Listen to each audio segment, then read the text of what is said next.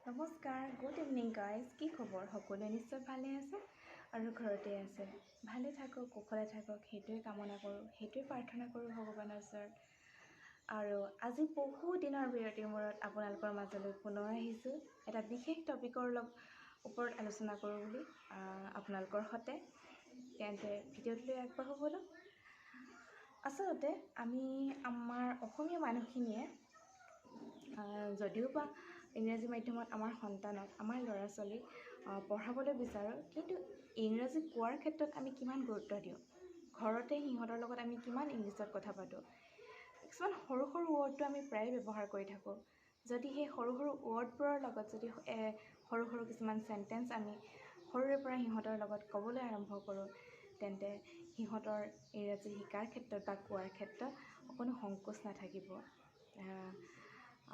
আৰু আমি সিহঁতক পাঠ্যপুথি ABCD খিনি বা 1 2 বা কিছুমান ৰাইমছ সিহঁতক আমি যেতিয়াৰ পৰা মাত ফুটা হয় ঠিক তেতিয়াৰ পৰা আমি সিহঁতৰ লগত ক'বলৈ আৰম্ভ কৰোঁ বা গাবলৈ আৰম্ভ কৰোঁ। ঠিক তেনেদৰে আমি যদি সেই সৰু সৰু চেণ্টেঞ্চবিলাকো যদি আমি তাহাঁতৰ সৈতে পুৱা গধূলি ব্যৱহাৰ কৰি থাকোঁ, তেন্তে সিহঁতৰ ইংৰাজী কোৱাৰ ক্ষেত্ৰত যথেষ্ট সুবিধা হ'ব। আৰু সেই সুবিধাৰ কাৰণেই বা সেই কথাটোকে লৈয়ে মই আজি আলোচনা কৰোঁ বুলি আহিছোঁ। আৰু কি চেণ্টেঞ্চেছ আছে তেনেকুৱা ধৰণৰ, আমি তাকে এই ভিডিঅ'টোৰ জৰিয়তে আলোচনা কৰিম। আহক আজি তেন্তে এই বিষয়টোৰ ওপৰতে আলোচনা কৰোঁ আৰু চেণ্টেঞ্চবোৰৰ বিষয়ে জানো। আচলতে আমি সচৰাচৰ বহুতো ৰাতিপুৱা গধূলি ব্যৱহাৰ কৰিয়ে থকা শব্দ আছে, যিবিলাক ইটো মোক দিয়া, বস্তুটো মোক দিয়া, বেটা বা বেটি বস্তুটো দিয়া মোক, গিভ মি, মোক দিয়া বুলি ক'বলৈ আমি কি ক'ম? গিভ মি। বহা শব্দটো আমি ব্যৱহাৰ কৰিব লাগে সিহঁতৰ লগত, চিট ডাউন, বহা, চিট ডাউন। শুই উঠাবলৈ আমি ৰাতিপুৱা সিহঁতক উঠাবলৈ বহুত কষ্ট কৰোঁ, নহয়নে? উঠাবই লাগে, প্ৰত্যেক দিনাই উঠা হয়। আৰু সেই শব্দটোকে আমি যদি সিহঁতক উঠা বুলি নকৈ যদি সিহঁতক আমি কওঁ wake up baby, wake up. উঠা শব্দটো আমি ষ্টেণ্ড আপ নকওঁ বা গেট আপ নকওঁ, কি ক'ম? আমি শুই উঠাওঁতে আমি ব্যৱহাৰ কৰা শব্দটোক কওঁ ৱেক আপ। ঠিক আছে? আৰু তেনেকুৱা ধৰণৰ বহুতো শব্দ আছে যিবিলাক আমি প্ৰত্যেক দিনাই প্ৰত্যেক সময়তে কৈয়ে থাকোঁ। সেইবিলাক শব্দ সৰু সৰু চেণ্টেঞ্চ, সৰু সৰু বাক্য যদি আমি সিহঁতৰ লগত ইংলিছত কথা পাতিব পাৰোঁ, তেন্তে বহুত সিহঁতৰ আগবাঢ়ি যাব, সিহঁতি ক'বলৈ সংকোচ নকৰিব। তেনেকৈ আমি কওঁ সিহঁতক নাকান্দিবা। কিবা এটা বস্তু নাপালে সিহঁতে অলপতে ঠেপেচ কৰে, কান্দে, তেতিয়া আমি সিহঁতক কওঁ নাকান্দিবা। তেতিয়া ক'ব লাগে ড'ণ্ট ক্ৰাই। কি ক'ব লাগে? Don't cry. কেতিয়াবা লিখিবলৈ দিওঁ, নিলিখে, সিহঁতে ৰৈ থাকে, লিখি লোৱা, জল্দি লিখি লোৱা। তেতিয়া আমি সিহঁতক কওঁ ৰাইট ডাউন, ৰাইট ডাউন। ঠিকেই আছেনে? ঠিকেই আছে, ঠিকেই আছে। ৱৰ্ড চেণ্টেঞ্চটো আমি ক'ম ইটছ অ'কে, ইটছ অ'কে। এইফালে আহা, ভিতৰলৈ আহা মানে এইফালে আহা, সোমাই আহা, তাক ক'ম আমি কাম হিয়েৰ। কি ক'ম? কাম হিয়েৰ। এইফালে আহা। কি হ'ল? কি হ'ল তোমাৰ? এনেকৈ সোধোঁ নহয় আমি, তেতিয়া কি ক'ম? What happen, what happen. কি হ'ল? একো কথা নাই, একো কথা নাই, ন' প্ৰব্লেম। একো অসুবিধা নাই, একো কথা নাই। এইটো চেণ্টেঞ্চ আমি ক'ম ন' প্ৰব্লেম। মই জানো, মই জনাটোক কি ক'ম? আই ন'। মই জানো, আই ন'। আকৌ চেষ্টা কৰা। এবাৰ নোৱাৰিলে, বেয়া হ'ল লিখাখিনি, বা ড্ৰয়িং কৰিছিলে বেয়া হৈ গ'ল, তো সেইখিনি কওঁ আমি তাহাঁতক আকৌ এবাৰ ক'বলৈ আমি কি কওঁ? আকৌ চেষ্টা কৰা বুলি কওঁ। আকৌ চেষ্টা কৰাটো ক'ম ট্ৰাই এগেইন, ট্ৰাই এগেইন। সাজু হোৱা, জল্দি জল্দি স্কুললৈ ওলোৱা বা সাজু হোৱা বা ৰেডি হোৱা, তো আমি সেইটো ক'ম গেট ৰেডি। কি ক'ম? Get ready.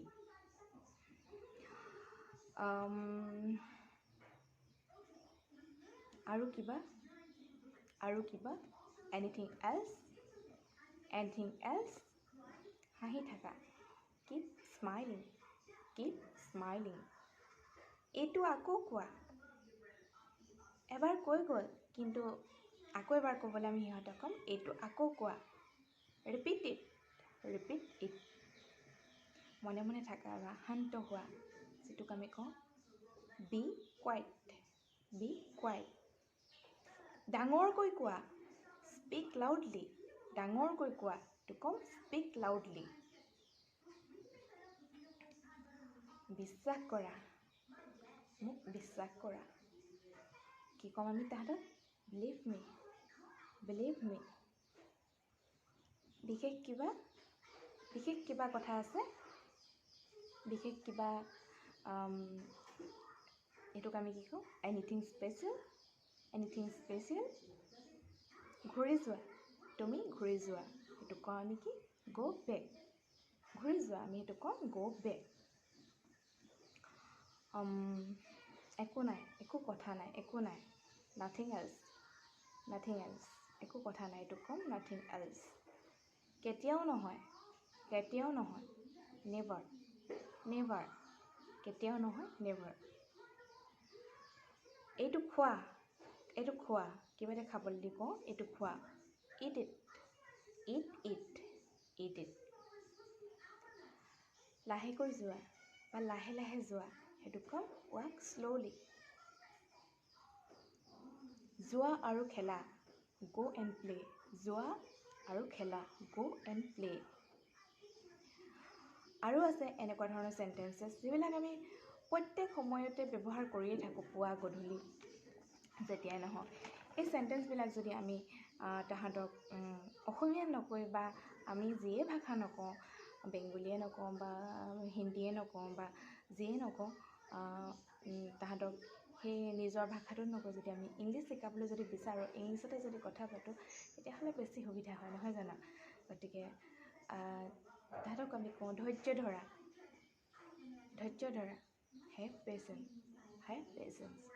have patience ধৈৰ্য ধৰা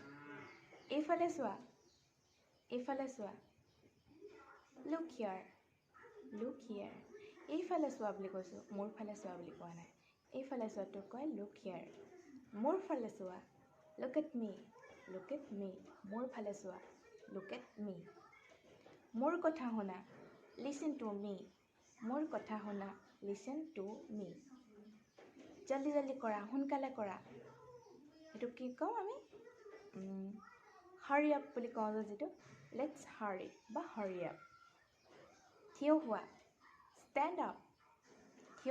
stand up মোক দেখুৱা কি লুকুৱাইছা মোক দেখুৱা এনেকুৱা ধৰণে আমি সিহঁতক কওঁ show me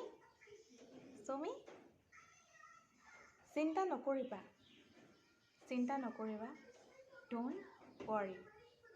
don't worry চিন্তা নকৰিবা এইটো this one সৌটো বা সেইটো that one this one এইটো সেইটো হ'বলৈ হ'লে that one ভিতৰলৈ আহা come in এইটো লোৱা take it এইটো লোৱা take it গা ধোৱাটো কম take bath গা ধোৱা take bath তাহাঁতে যেতিয়া খেলিব তাহাঁতে যেতিয়া লিখিব ভালদৰে তেতিয়া আমি সিহঁতক ক'ব লাগে well done মানে বহুত ভাল হৈছে well done মই নজনা বাক্যটো কি ক'ম I don't know মই নাজানো I don't know সাৱধানে be careful নিচিঞৰিবা কেতিয়াবা সিহঁতে জোৰকৈ চিঞৰে আমি তেতিয়া সিহঁতক ক'ম নিচিঞৰিবা don't shout এনেকুৱা ধৰণৰ আৰু বহুত চেণ্টেন্সেছ আছে মই আহিম আকৌ এটা ভিডিঅ' লৈ আপোনালোকৰ মাজলৈ আজি ভিডিঅ'টোৰ পৰা ইমানতে বিদায় লৈছোঁ ভাল লাগিলে লাইক শ্বেয়াৰ আৰু ছাবস্ক্ৰাইব কৰি থ'ব চেনেলটো তেতিয়া আহিবলগীয়া ভিডিঅ'ৰ ন'টিফিকেশ্যনসমূহ আগেই পাব তেন্তে আজিৰ ভিডিঅ'টোৰ পৰা বিদায় লৈছোঁ নমস্কাৰ বাই বাই